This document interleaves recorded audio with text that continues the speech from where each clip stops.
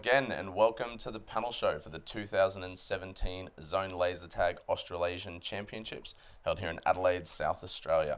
My name is David, and as usual, I'll be joined by two rotating panel member guests each day to talk about all things laser tag.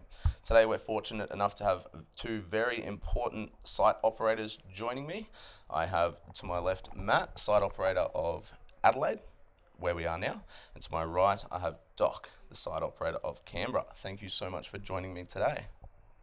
Cool, no worries. Matt, we'll start with you.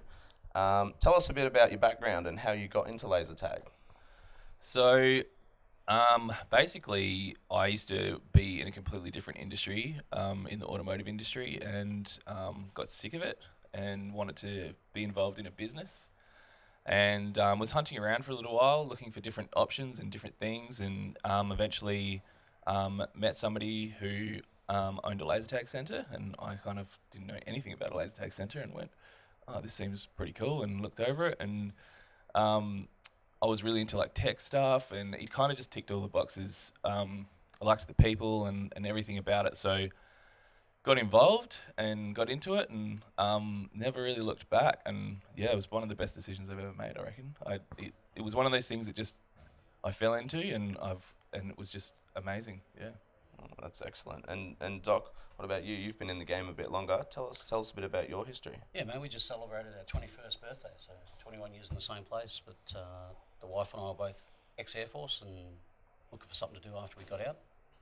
And laser tag seemed to be it. We played it in Darwin and fell in love with it. And a little bit later on, a bit similar to Matt, just basically fell into it, into tech stuff. And hey, there was laser tag. We gave it a crack and still here.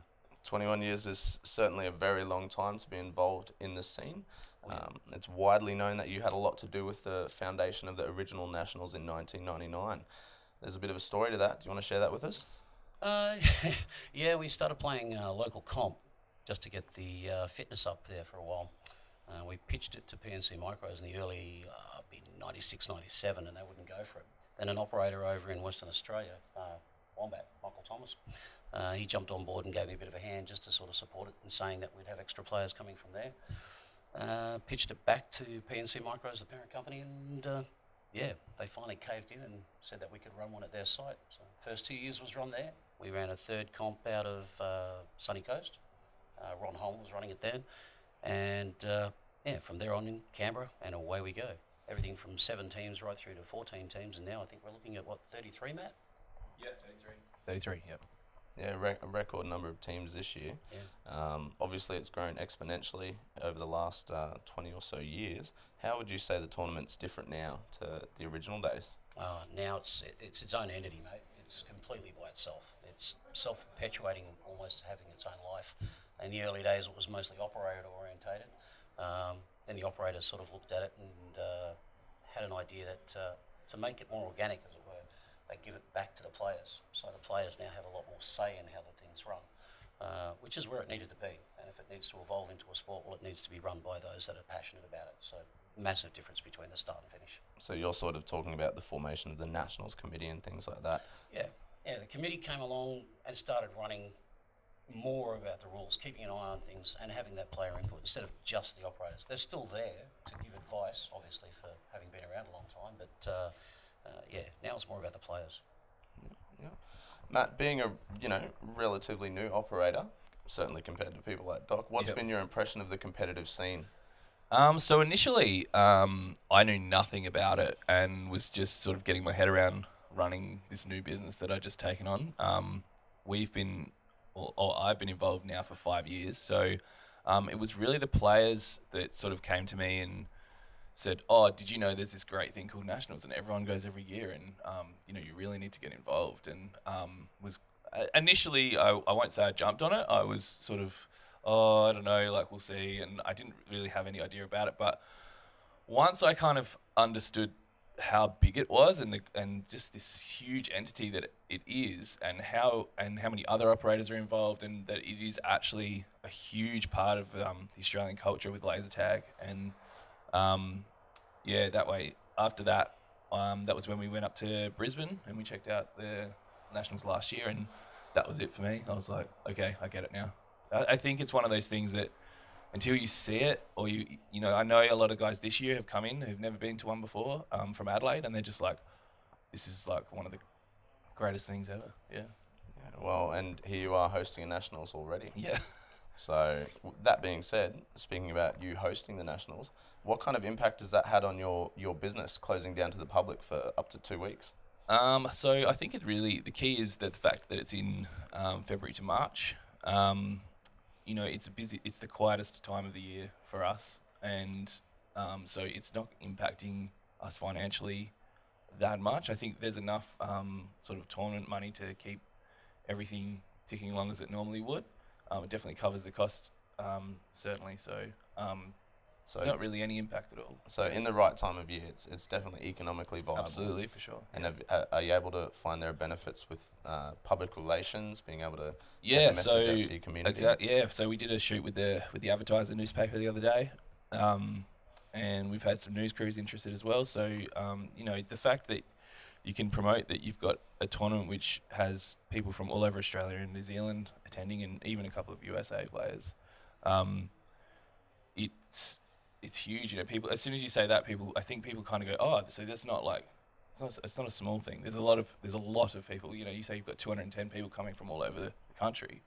They sort of instead of going, oh, okay, they sort of come at you like, oh, so it's not a small thing. That's actually a really big thing. And that's when the media sort of go, yeah, we're interested to see what you've got, and the coverage is great.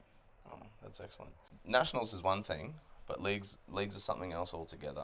We know that it can be economically viable to run a Nationals, but there has been some hesitation and resistance from certain sites around the country to drive running a league. Now, both of you have very successful leagues. What message would you send to operators that are thinking about starting up a league scene, a local tournament scene, and you know, what are the pros and cons or benefits of doing something like that? I'd say initially, most of the people would say don't do it. That's just the first thing I'd say. I'd advocate a different attitude. I'd say take a look at your periods of the week that are quiet, somewhere where maybe you don't do as much turnover. Pitch it at the people that want to play. You will have a few people that have looked at something like what we're doing now and say, that looks interesting, can we give it a crack? And if you can't get it going yourself, you'll need to contact people like Ben Baker up in Queensland. He's got a lot of information up there. They run a very tight ship when it comes to league. A juniors program works into a seniors program, and a lot of mentoring. That sort of thing is exactly the stuff that you need to get a hold of. So if you could, contact Benny Baker up there, and if you need a hand, he's always available to help you. Yeah. Matt, can you relate to the things that Doc have said about leagues? Yeah, absolutely. We were already running a league when I came in, but I'm fairly sure that, that sort of stemmed down from what Ben was doing in Brisbane. And we also used to have a Zone 3 in Adelaide, which had leagues as well. So I think, you know, when unfortunately Zone 3 closed down, a lot of their players were looking for somewhere to go and play competitively, and came over to us. Yeah, that's for sure. I mean, our junior league started up probably, I'd say 11 or 12 years ago. Essentially before there was an idea of constructing a base to build from. But I think all sites, Ben's site included, our site, even when we started back in 1999, or earlier, 96 when we opened up, running a league then, we never thought, you know, that's bring juniors in and train them, go upwards. But it's progressed to a point that if you have those older players in, they get to a point where they can't play anymore. And when I say they can't play anymore, it's that they don't have anything to strive for. So if you teach the younger people who are, let's be honest about it, a bit fitter, a bit faster and think differently, they tend to teach you a few more tricks of the trade as they're going up, and then they surpass you. And of course, well, like Queensland, for instance, you guys have got the Wolfpack down there, or up there, I should say, and the Wolfpacks eventually will take over. Those young blokes will take over from the old blokes, and then the cycle keeps going. Yeah, absolutely. In my own experience, when I started playing league, something like 10 years ago, I could see that it was a huge labour of love for the operators. You know, we're getting maybe 3 teams, sometimes 4 in a good season, and you know, they kept at it, and we found, you know, now we're running healthy 10-team leagues every single season. Everyone's loving it. We've created an excellent community and feel about everything. We are running out of time, so in closing, we're going to touch briefly on these two operators' player sides. They are both playing for teams, and both of those teams have local rivals. Now, Doc, there is a bit of a rivalry between the two stronger Canberra teams coming, in the Dragons and the Falcons. You are playing on the Falcons, and Matt is a member of the Adelaide Desolators, who are hotly fighting it out with the Adelaide Apex for top spot. Within those rivalries, who's going to take it out? Dragons or Falcons? I think Dragons are hot to trot. They've got a real good strength in their core. The Falcons, we can try hard. We're going to give it our best, that's for sure. But on the day, look, I think it's too hot to call. It's a 50-50 way. If I had to pick anything, maybe the Jaguars might slide through. Who knows? I like it. And Matt, who's going to take it out, Apex or the Desolators? Yeah, it's way too close to call at the moment. Coming into it, I definitely thought Desolators were going to be the top team. But now, having seen Apex coming through and playing a lot of the top teams, I actually sat back yesterday and thought, oh, wow, yeah, these guys are a really hot team. And I think both of them definitely have potential to get into the finals. Absolutely, yeah. It's going to be very interesting. Well, I think we all look forward to seeing both of those matchups play out. That's all the time we have for today. Tune in again tomorrow. I'll have two fresh faces, maybe not as pretty as these, joining me. Thanks.